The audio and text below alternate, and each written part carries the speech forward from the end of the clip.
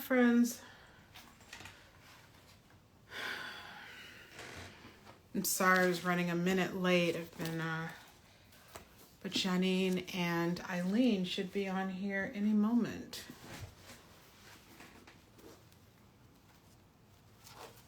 Happy Thanksgiving week, everybody.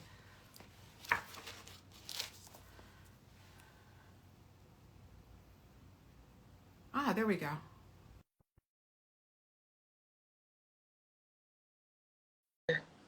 Jeanine in. Oh, okay. Why does this always happen? Ileen declined. I don't think she meant to do that. Give me one sec. Let's see. You're sideways, Jeanine. I don't know why this always happens. Yeah.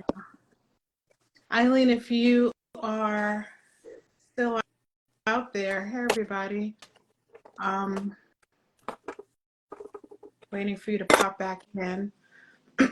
Excuse me. Hey Yamo. Hello from H-Town, Texas. Tyrone. Okay, where's Eileen? There you go. Okay, Eileen, I'm letting you in now, I think.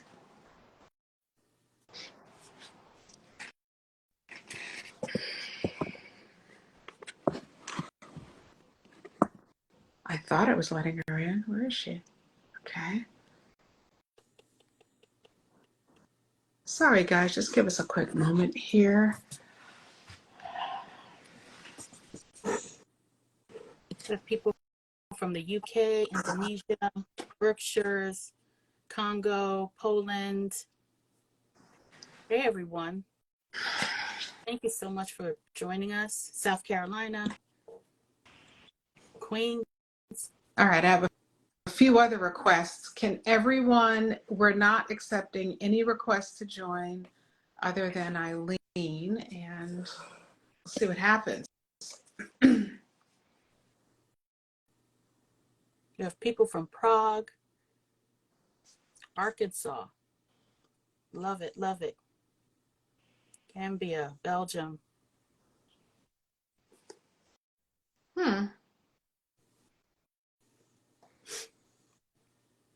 All right. I mean, Jeanine, do you want to maybe start talking a little bit about what we're going to do today? And I will, in the meantime, try to figure out what happened to Eileen, where she is.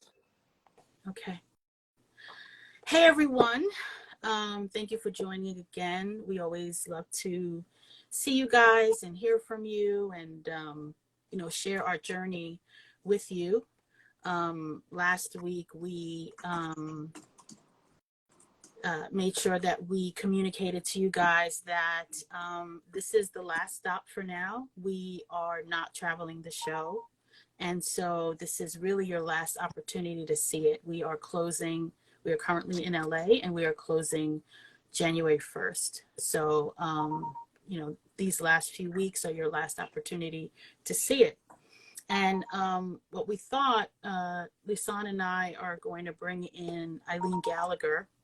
Ileen is the person who helped us with producing our show.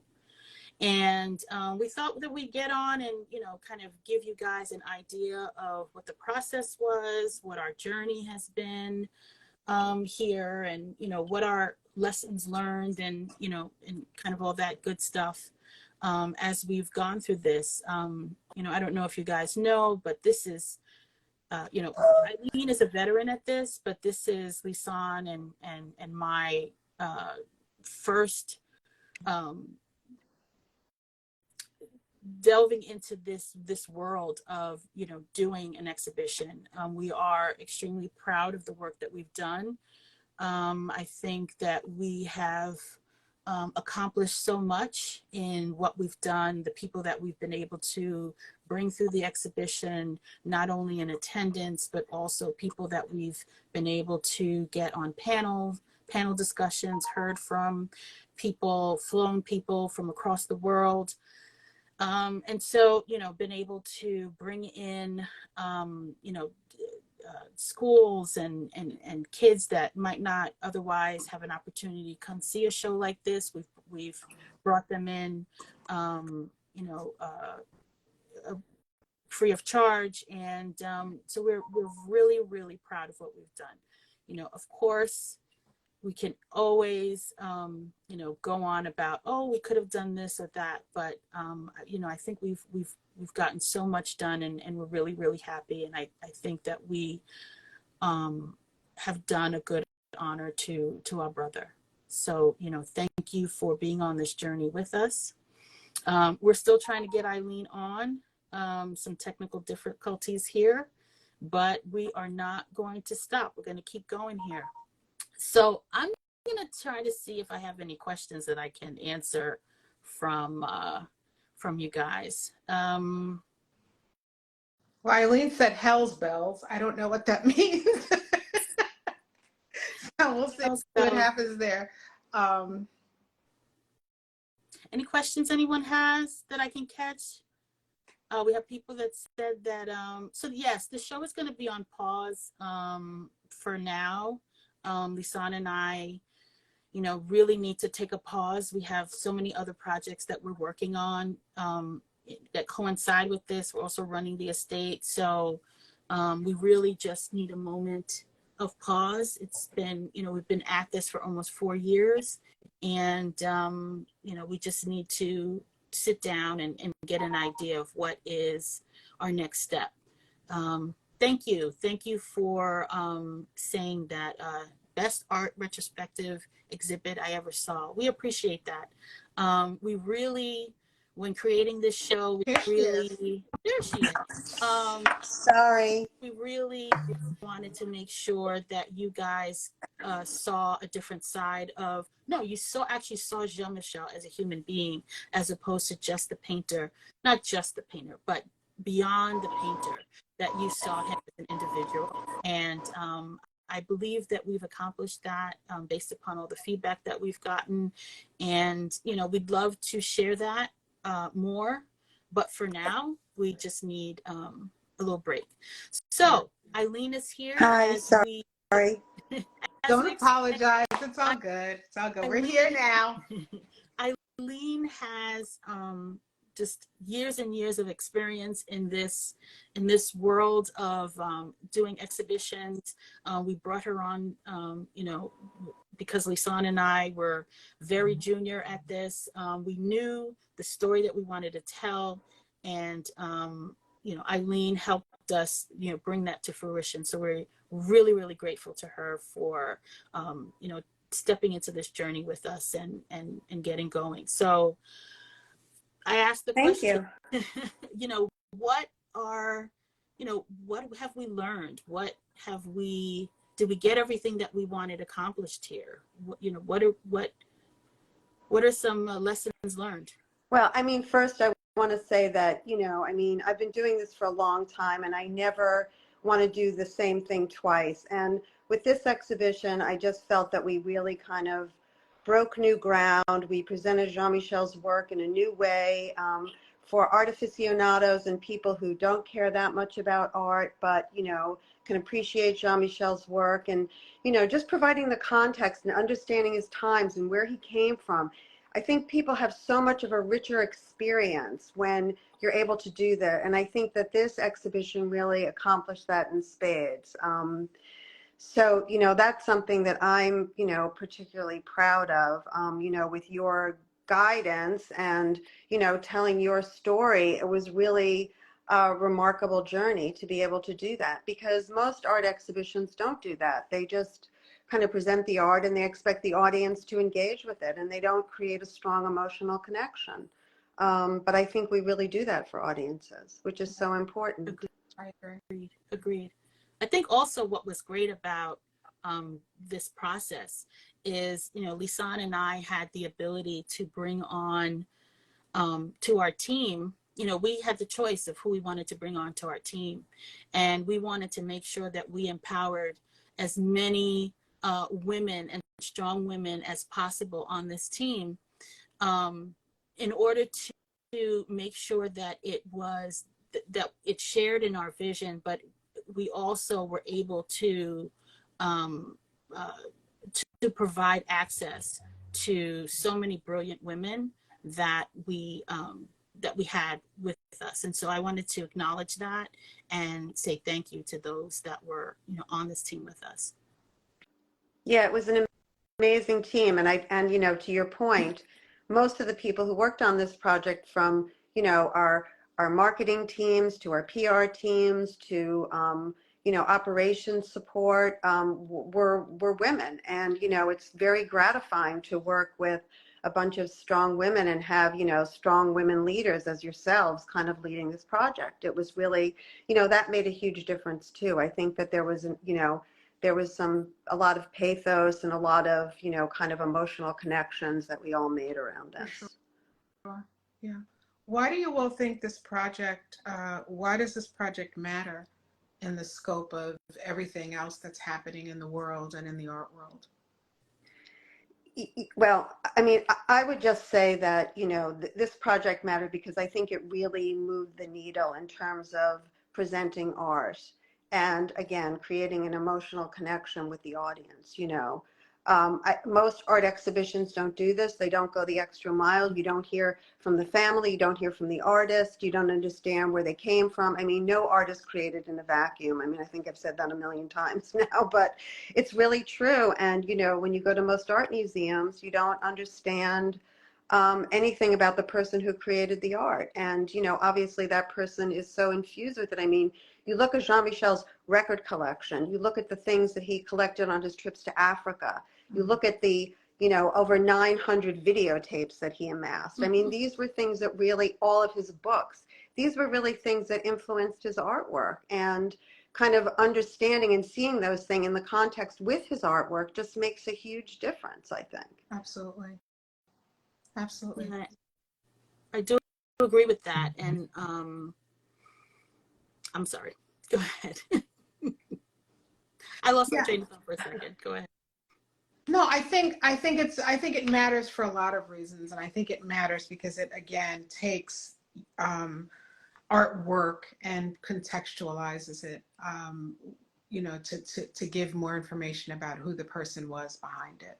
I think that's just one of many, many reasons why this project matters. I think it also matters because there is, we're not the first family to have experienced losing someone who, who was very important to us, who also is a very well-known person, either in art or some other way of being well known. And I think that what I'm particularly proud of is that we decided what we wanted to do and we got together to actually do it. And that we did that from as much from the shoes of Jean-Michel as we thought we could. It's really difficult. It's not easy to, Right. to make decisions on behalf of another person. It's not easy to think about what you think that person would want or not want, or what would, Right. what would resonate well with them. And I think that it's really easy to sit out. We're not blind, like we see a lot of, sometimes there is commentary from people who claim to know what Jean-Michel would want. We don't take that arrogant a stance. Quite frankly, we just do the best that we can, Right. and do what we believe Jean-Michel would have wanted us to do. And so sometimes there are opinions about that, and we respect those opinions. But the truth of the matter is that we're doing what we feel is best for the responsibility that we hold. Right. And that's just all there is really to say about that. And so, I mean, and for listen, us, And prolonging the legacy and right. holding on to the I mean, collection, yeah, which how much courage did it take to do this? I mean, that's the thing. It took an enormous amount of courage for you both to really do this, to really kind of put yourselves out there, to put out all these works that had never been seen before out there. I Mhm. mean, this is a very courageous moment for the two of you. Thank you for acknowledging that. And you're really to be applauded for that, because not a lot of people would do that. And not a lot of people would say, okay, well, we really want to bare our souls and tell people about our family and how we grew up so that we can really discuss Jean-Michel and his legacy. Absolutely. And also to do it ourselves. It's not as if we said, hey, Ileen, we've got this idea and hey, go ahead, run with it. We really had a hand in every detail that encompasses this exhibition, down for everything from retail to to everything in the store, every little panel. Lisane and I made a decision on, and really put our businesses, our families on hold in order to get this done. So it was a huge labor of love, but it was a huge commitment. And it was really, really important for us to share the works that we had with the world, and to, as Lisane was saying, why. Another why is that, Jean-Michel passed away so long ago. And, a lot of his, a lot of the people that are fans of his today, were born after he passed away. And so I think it was really, really important for us to let them see the person that Jean-Michel was, as opposed to just the work that they see on the walls, on clothing, or whatever, wherever it is that they, find out about him, whether it's on an AP history exam. They really need to see that personal aspect of him. And so we're very proud of that. Mm-hmm. For sure. So what was your favorite moment of working on this exhibition? Like what was the most fun for you, or the most memorable, or who came to the exhibition? Who did you interact with at the exhibition that you really developed a connection with? I know there were a million people, from Spike Lee to Leonardo DiCaprio to millions of other, Ella people. Cool J, Swiss Beats came through. So many people that we interacted with and didn't. But I think for me, it was just it was seeing the response. We walked through with John Legend in New York. And I remember him saying, musicians, they have to see this. Like, this is so inspirational. They really, other musicians, I'm looking forward to other musicians coming to see it. And the music industry has absolutely, music creatives have absolutely come forth to see it. I think for me, there's no one moment. It's hearing from so many creative people that they were leaving the exhibition to go home, to paint, to write, to make music, to create something. That I think for me is one of my favorite moments about this. Yeah, like you said, there are so many great moments, a lot of fun moments. We've met so many great people that we might not otherwise have. But I'd say on my top, one of the top 5 best moments for me was, we had gone through 2 weeks of intense installation in New York. We had never done that before. And Ileen, you turned to us and you said, okay, guys, you need to do your final walkthrough. And Lisane and I walked through really, really slowly and went from room to room to room. And it was really emotional. And we were so proud of what we had put together. And there was a moment where we embraced, because we said, we freaking said we wanted to do this, and we did it. And look what we've done. Yeah. Someone just said Lenny Kravitz has 1 month to get in there. I second that. Lenny Kravitz. If anybody knows Lenny Kravitz, we would love for you to walk through. Let us know.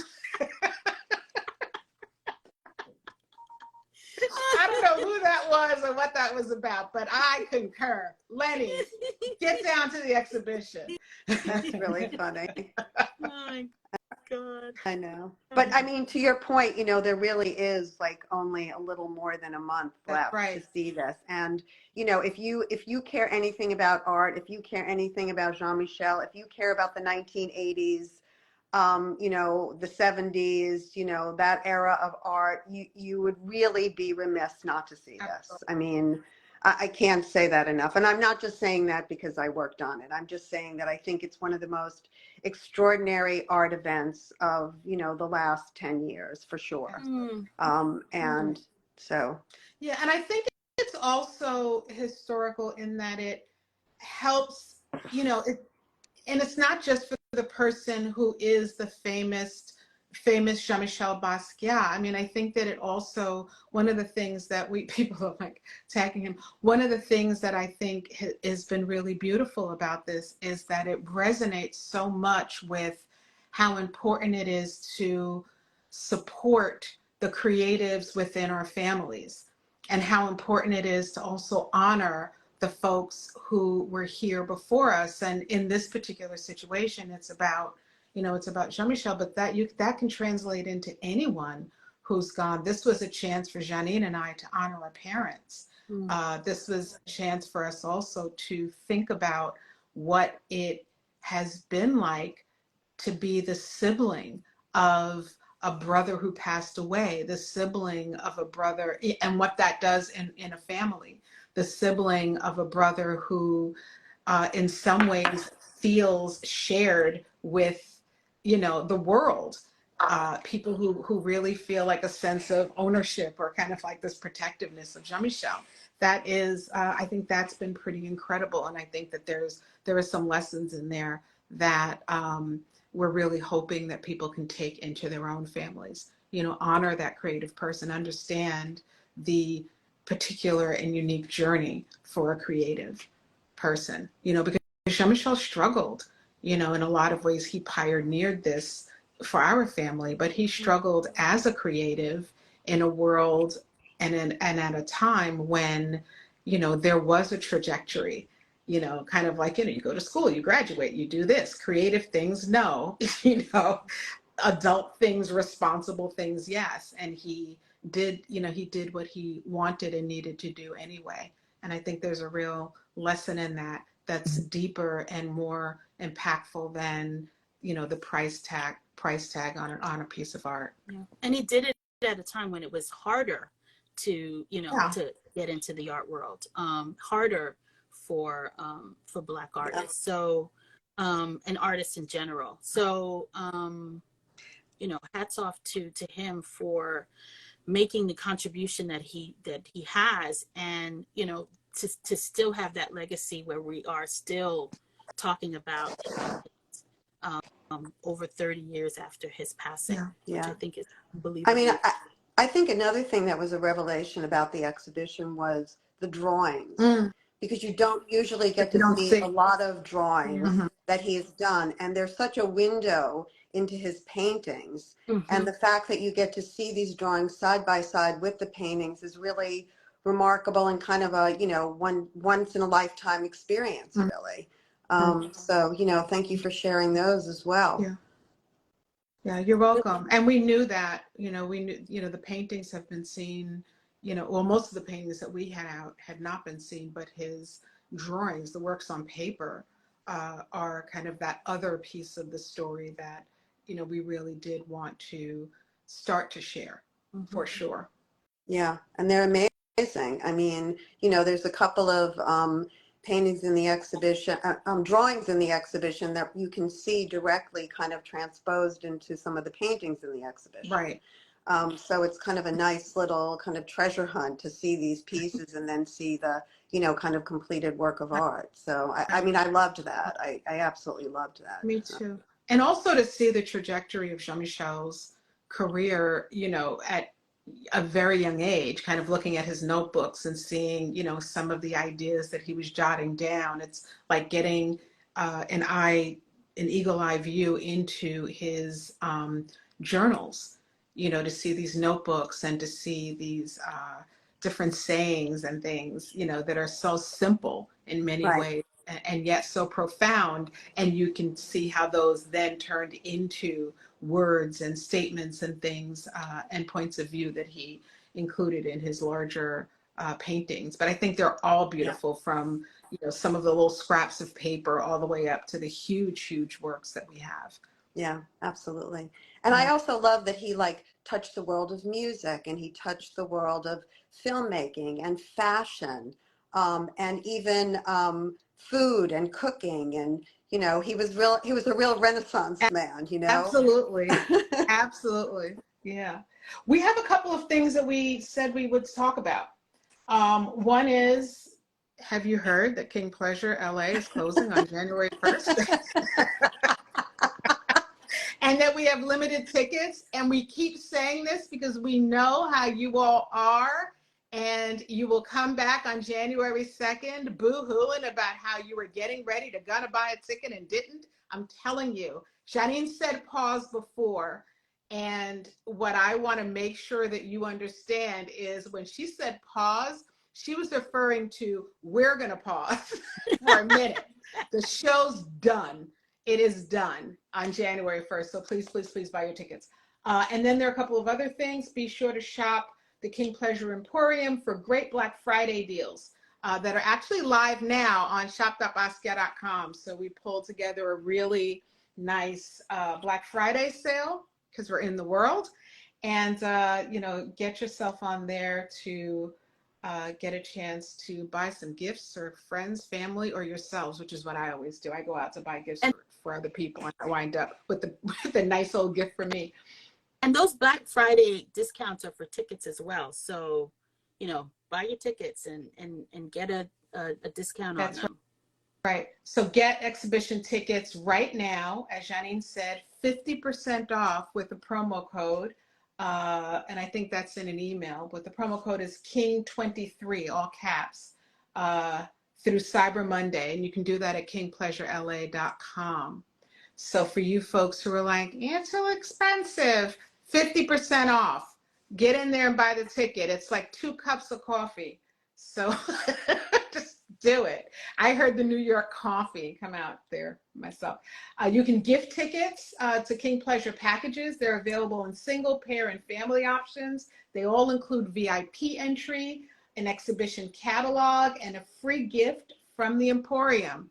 kingpleasurela.com. Someone will stick these things into the captions later. And then join. Can I just talk about the catalog, Would you? which Lisane and I, you know, we took 3 months to write. It's really a book. It's like it's shaped like a scrapbook. Ileen interviewed us for endless amount of hours, and we took all of those tidbits and we put it into this catalog. And it's not your typical catalog. You're going to walk through the show and you're going to see so many personal things and really feel, you know, the spirit of Jean-Michel in the exhibition. But in order to really, really get stories from our family, from our, you know, our Haitian background, our Puerto Rican background, the book has all of those little stories and things that are not necessarily in the exhibition itself. So, you know, I really, really encourage you to buy the book in order to get just a little more deep information about our family as a whole. Yeah, that's actually a really, really good point. It's a great way to get even more information, which I know is what people really, really want. And speaking about the book, Jeanine and I are doing a book signing on December 13th from 6 to 8 p.m. at the King Pleasure Emporium. We will have a DJ Mona Lisa. You'll get 30% off of selected items. You can RSVP for that book signing at kingpleasurela.com. We've done a few of these in the past, and they're always really, really well attended. So you want to get in there early to avoid or to, you know, get your place in the line. But that's an opportunity for us to. And one of the things that I think is that I feel very proud of is that we actually do put a personal note into each one of those that we sign. So buy your book, and if you want us to sign it, do it. If not, you sign the book over to the person and put some words of love to the person you want to give it to. Yeah, I think that is Was there anything else that we needed to share? No, I don't think so. I think we covered a Just lot. that the exhibition is closing, and if you don't see it, you'll be sorry. You shall be sorry. You will be looking at the Basquiat King Pleasure. Yes, you can buy the book online. You would be looking at the Basquiat King Pleasure IG page, trying to reacquaint yourself with something that is gone already. And there are some comments, and I'm just going to acknowledge them without getting too deep into it. There are some comments that are coming up in here that I think are pretty nasty and unnecessary. And I think it's really easy to create some kind of a fake IG page and throw, shade and dirt and nonsense in someone's direction and criticize what they're doing. I think it is so much more courageous to actually get in, do the work for your own life, and choose. Do the best that you can do for your life. And I'm just acknowledging that just because it's the holidays and people can just be really nasty and the world is bonkers sometimes. And I think, why be nasty when you can just handle your own thing and allow people to do the same? Jeanine and I run this estate, and whether you like it or not, that's what it is. And so just don't be nasty. It's unnecessary, really. So January 1st, limited tickets. Yep. We want to make sure that you get the opportunity to see the show and to see the exhibition and bring your family through. These works are going to go back from whence they came, and they'll go away. And there are some really amazing, amazing works that we put together that the three of us pull together to share with the world, and we really appreciate all of the support and all of the encouragement and all of the kind words and real just cheerleading that we've gotten along the way. We really truly appreciate it. Thank you. Yeah. Thank All righty. Bye. Take care. Take care. Bye. Bye.